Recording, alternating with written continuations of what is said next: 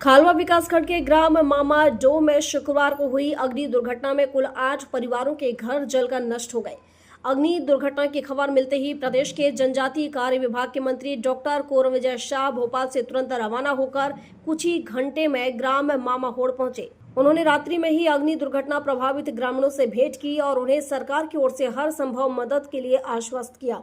उन्होंने कहा कि संकट की इस घड़ी में प्रदेश सरकार और जिला प्रशासन अग्नि दुर्घटना प्रभावित परिवारों के साथ है। मंत्री डॉक्टर शाह ने उपस्थित अधिकारियों और अग्नि दुर्घटना में नष्ट हुए 8 मकान फिर से बनवाने के लिए सभी पीड़ित परिवार को प्रधानमंत्री ग्रामीण आवास योजना के तहत नए आवास स्वीकृत करने हेतु निर्देश दिए।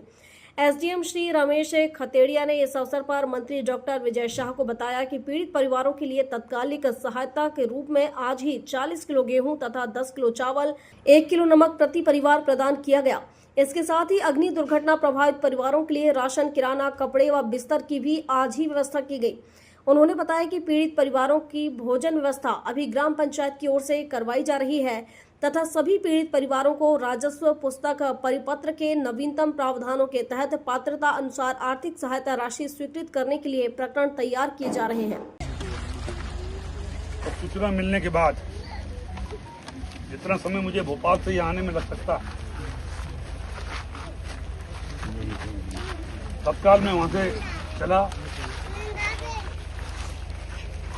आपकी बहू को शायद आप लोगों ने बात करी और उसी समय उन्होंने मुझे भोपाल से रवाना किया कि मैं राजनीतिक रूप से आप लोगों के साथ जुड़ा नहीं, भावनात्मक रूप से, पारिवारिक रूप से, और तत्काल हमारे अधिकारी, कर्मचारी, सभी लोग, एसडीएम साहब, तहसीलदार साहब,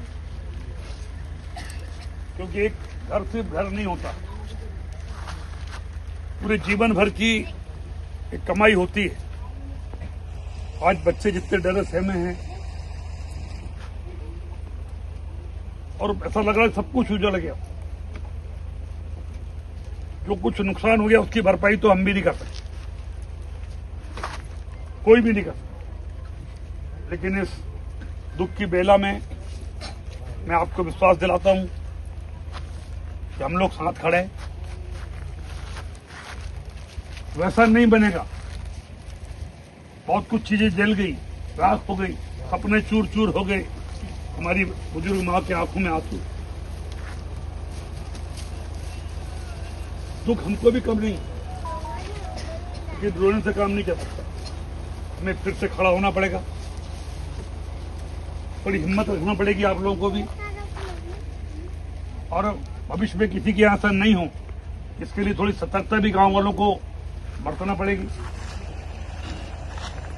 लेकिन मैं एक जरूर विश्वास दिलाता हूं हमारे मुख्यमंत्री जी की तरफ से, 8 घर जले हैं यहाँ पे, 8 घर हम फिर से बनाएंगे। और 8 घर के लिए मैंने अभी निर्देश दिए हैं कलेक्टर महोदय को, एसडीएम साहब को, कि 1,20,000 हर घर को हम फिर से घर बनाने के लिए मंजूर कर रहे हैं। तो ताली बजाने की जरूरत है। अरे ताली मत बजाओ भाई, ताली बजाने के लिए मदद नहीं कर।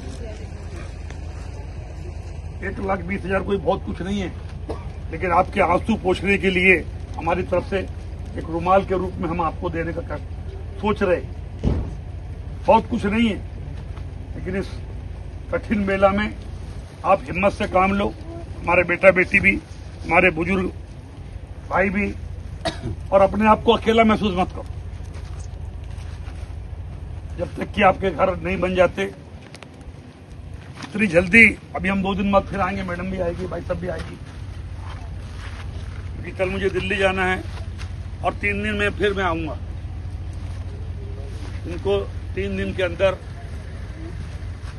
8 जन है, 8 परिवार है, 1,20,000 का चेक इनको मिल जाना चाहिए। कुछ गेहूं चावल अलग से भिजवाए थे, मिल गए।